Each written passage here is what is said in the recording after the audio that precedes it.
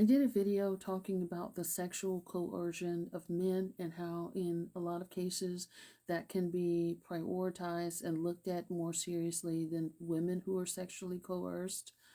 This commenter says, in my experience, if men are tricked by insects, then they're still talking about it years later. Hi, my name is Dr. Natalie Jones. I'm a licensed therapist. And I wanted to talk about this because I do believe that this is true based on my work with men over the years. Of course, there are exceptions to the rule, but in many cases where I've worked with men, they do hold on to grudges or negative feelings about being tricked or coerced when it comes to sex, but and not necessarily even always about being tricked, but the perception of being tricked as well is also times what will infuriate men. So let me give you an example of what I'm talking about. If a man enters a relationship with you with the notion that he is going to trick you out of your panties, meaning he's going to pretend to want to have a relationship with you, or he's going to do you underhanded in an effort to get all of your resources from you, and it does not work out the way that he's used to it working out with other women, or the way that he predicted that you would react or fall into his trap, he is going to perceive you as being a trickster, a witch, anything but a child of God, and doing him dirty. So an example would be if he pretended to enter a relationship with you for for sex and resources and things like that. And what ended up happening is he did his usual 1-2 step in the relationship and got on up out of there. And then he hops on social media and he sees that you've moved on and you have a new boyfriend and you act like nothing has happened and you're not even sweating him. That will definitely make him rethink his reality. And then he's going to start to think, you tricked me and I can't be having that. He's going to go tell his friends and he's going to be going on and on. And he's going to be really like analyzing that. He's going to be really studying you to see what went wrong, because it's always worked out this way where women have been distraught. They have shut down their lives. They're begged for him back. And you were the one woman who moved on. He's going to think that you are tricking him. You coerced him into acting and doing things in a certain way, and that you never cared, and all this other kind of stuff. His ego is really going to get stuck on that. In fact, he may tend to revisit the scene of the crime, aka you, to try and get that get back, or try and have a do-over to see if he can really, get you hooked on him, because it's never happened before where women have not been hooked on him or been, distraught because he was supposed to be your world and now you've become his, and he doesn't like that. And so they look at that as you being a trickster, and they will think about that and they will perseverate that, and they will try to catch you off guard to come back in your life and knock you off your platform, to get their get back for that. So, and the reason is because they don't like feeling out of control. They want to control the narrative. They want to control the behavior.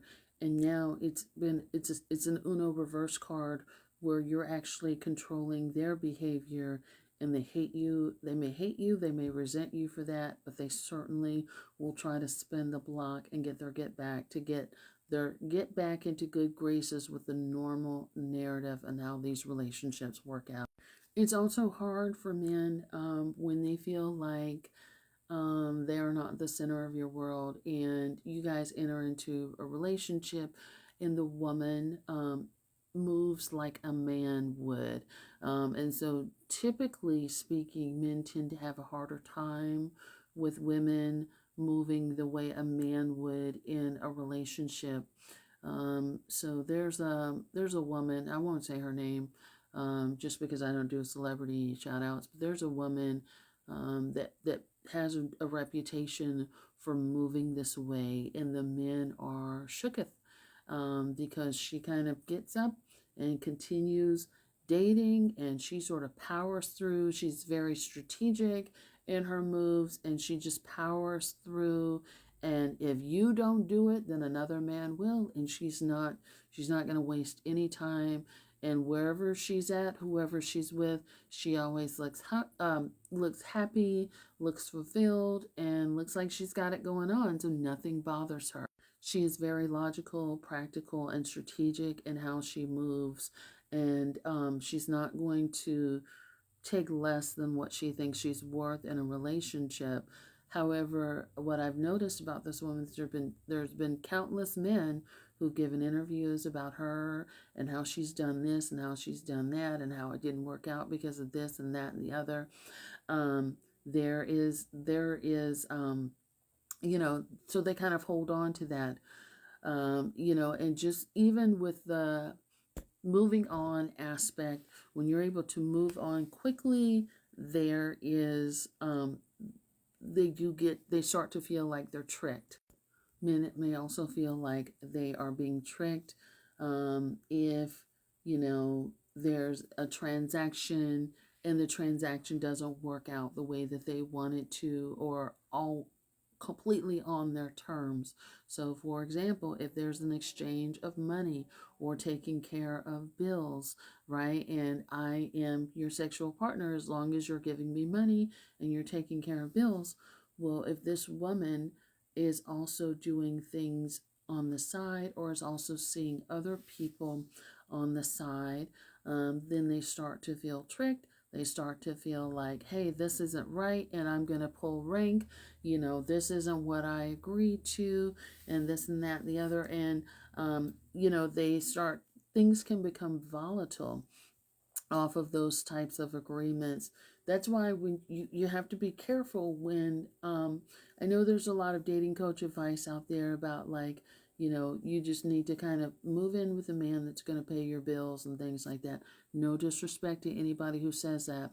But when you do that, there's another side to that people don't talk about. And that is the aspect of like ownership and abuse, and how it's not, you can't just get up and bitty bop around like that, when we have an agreed upon exchange. So those are things that you want to be careful about. Again, no disrespect to anybody. And the last thing I will say is this: men take sex very seriously. Not to say that all people don't, but a lot of pride and ego goes into sex. And if they feel like they're tricked, such as what I've talked about in the last video, where there was a reality show and now there's an element of shame, and people who have seen it, there's likely to be a lot of violence over that. People get hurt by it, people get killed behind that kind of stuff, where if they feel like, oh, you got people looking at me, you got people questioning me, you got people laughing at me, other people know about this. And this could be if he was into you or not, and he knew full well what you were. I'm reminded of the Jenny Jones show. There was a man who killed another man behind this as well, on the Jenny Jones show, which I think, if my memory serves me correctly, you guys correct me. Her show got shut down over this. It was a man. Another person came on to say he had a crush on him. It was another man, and he ended up killing that man. And so the perception was that, he got ashamed. This was on national television and things like that. He was embarrassed. He was humiliated. And he made it his business to go after this man. And he did not like that. And so there is this level of like perseveration, rage, that develops from that. And I'm not saying that any of those feelings are abnormal. I'm just saying that like they get caught up in it and they can't control it, so much so that they have to carry out acts of violence behind that sometimes. And again, this isn't everybody, but it's happened enough times. So let me know what you guys think. Comment down below, like, share, and follow, and subscribe to my newsletter. Thanks so much.